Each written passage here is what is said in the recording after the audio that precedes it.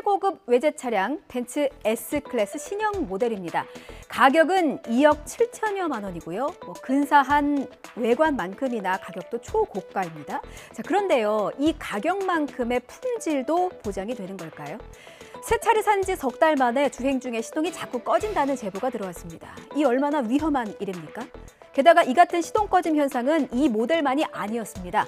벤츠코리아 서비스 센터에서는 어떤 답을 내놨을까요? 김혜린 기자가 취재했습니다. 지난해 국내에 출시된 벤츠 최고급 사양 마이바흐 S580 차량입니다. 하지만 유턴하던 도중 속도가 급격히 떨어지더니 도로 위에 그대로 멈춰버립니다. 계기판에 노란불이 다 들어오고 나서 잠시 후 즉시 시동을 꺼주십시오라는 한글 자막이 나오더라고요. 그 상태에서 유턴을 하는데 그냥 스르르 자연적으로 시동이 꺼진 거죠.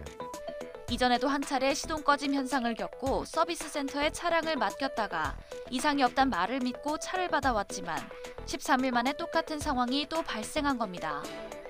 서비스 센터 측은 뒤늦게 본사의 기술 유출 방지를 이유로 문제를 정확히 진단할 수 없다고 털어놨습니다.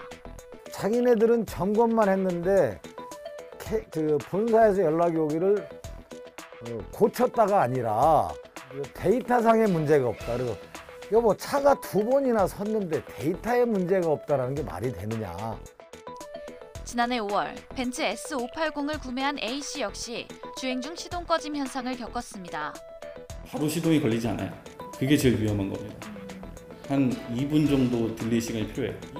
이렇게 큰 금액을 주고 산 차가 이래도 되나? 내 생명의 위협을 느껴도 되는 차인가? 대답은 맨날 독일 본사 핑계를 대요. 근데 그게 고객이 원하는 건 아니잖아요. 이런 중대한 결함이 발견됐는데도 사후 처리나 이런 것들이 미흡하고 책임은 다 소비자가 떠안아야 되고.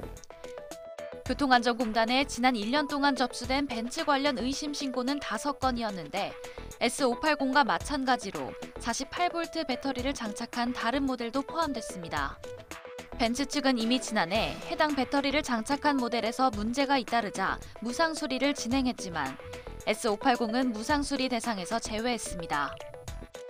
벤츠 코리아는 YTN 취재진 질의에 뒤늦게 고객분들께 사과의 말씀을 드린다며 본사와 연계한 조치를 준비하고 있다고 밝혔습니다. 국토교통부도 벤츠 결함 문제를 인지하고 지난해 6월부터 조사를 벌이고 있습니다. 가뜩이나 취업도 어려운데 구직자를 2번 울리는 일이 비일비재합니다. 정규직을 뽑는다고 해서 갔더니 계약직 계약서를 내민다거나 구인 광고에서와는 달리 근로 조건이 더 안 좋게 바뀌는 경우가 많습니다. 모두 다 거짓 구인 광고입니다. 이런 문제를 다루기 위해서 직업안정법, 채용절차법이 규정돼 있는데요. 직업안정법을 위반하면 5년 이하의 징역 또는 5천만 원 이하의 벌금형이 내려지고요. 채용절차법 위반이 적용이 되면 500만 원 이하의 과태료도 부과됩니다. 매년 수백 건의 신고가 들어오지만 실제 과태료 부과나 고발 조치는 조족지혈입니다. 구직자가 속앓이만 하는 이유입니다. 이준혁 기자입니다. 지난 3월 고용노동부 워크넷에서 정규직 수행기사 일자리를 보고 지원한 A씨는 근로계약서를 읽어보다 당황했습니다. 계약서에는 채용 공고와 달리 계약 기간이 1년으로 정해져 있었던 겁니다. 회사 직원들도 다 이런 식으로 근로계약서를 작성하고 정규직이다 라고만 말하고 얼버무리고 지나갔습니다. 바로 직전 헤드헌터를 통해 소개받은 직장에서도 정규직 공고를 보고 지원했다가 계약직 계약서를 받았던 적이 있었습니다. 구직자 입장에서는 의리 입장 아닙니까? 입사하는 사람이 강력히 항의하기가 힘듭니다. 일을 해야 하기 때문에 회사 측 입장을 따를 수밖에 없고. 사안을 조사한 고용부는 위법 혐의가 있다며 인천 논현경찰서에 수사를 의뢰했습니다. 그러나 막상 업체에서 공고와 다른 조건을 제시하더라도 채용 불이익을 우려하거나 어떻게든 취직을 하기 위해 신고하지 않는 경우가 많습니다. 게다가 직업안정법은 노동 조건이 현저히 달라야 한다는 모호한 기준 탓에 적용이 어렵고 채용절차법은 30인 이상 사업장에만 적용된다는 문제가 있습니다. 채용절차법은 30인 이상 사업장에만 적용하고 있어서 그 범위를 넓혀야 하고요. 직업안정법 같은 경우에는 판단 기준을 명확히 해서 구직자를 보호할 수 있어야 합니다. 수도권 집값이 2년 전의 가격으로 뚝 떨어졌습니다. 가격만 떨어진 게 아니라요. 거래량도 뚝 떨어졌습니다. 1년 전과 비교해서 10분의 1 수준입니다. 이렇게 거래량도 없고 매매되는 건 수억 원이 떨어진 집값이니 말 그대로 수도권의 부동산 시장은 얼어붙었습니다. 정부는 그동안 집값이 비정상적으로 오른 것인 만큼 이 같은 하향세는 당연하다는 반응입니다. 다만 속도 조절은 필요하다. 집값이 현재보다는 10%는 더 떨어져야 한다는 게 추경호 경제부총리의 생각입니다.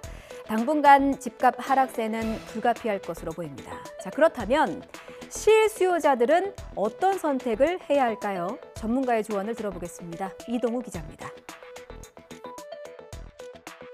사는 사람은 거의 없어. 어쩌다 한 번씩 있는데 그런 건 이제 자기 집이 팔렸을 때 오더라고요. 그래도 추석 지나도 크게 변화가 될 것 같지는 않고 거의 뭐 거래 절벽으로 이루어지지 않을까 그렇게 보고 있어요. 이 밖에 강동구와 노원구, 경기 화성시와 의왕시 등 수도권 주요 아파트들도 급락세를 거듭하며 2020년 말 시세로 돌아갔습니다. 정부는 그동안 부동산 가격이 비정상적으로 올랐기 때문에 내려가는 건 당연하다는 반응입니다. 정부는 이 같은 기조에 따라 15억 원 초과 아파트에 대한 주택담보대출 금지 규제 등을 유지한다는 방침입니다. 이에 따라 집값 하락은 당분간 불가피해 보입니다. 추가 금리 인상이 예고돼 있는 데다 매수 심리 악화와 거래 실종 상황에서 정부도 하향 안정을 목표로 하고 있기 때문에 당분간 집값은 하락할 가능성이 높습니다. 전문가들은 실수요자의 경우 금리 인상이 숨고르기에 들어갈 내년 초까지는 관망하는 것이 필요하다고 조언합니다.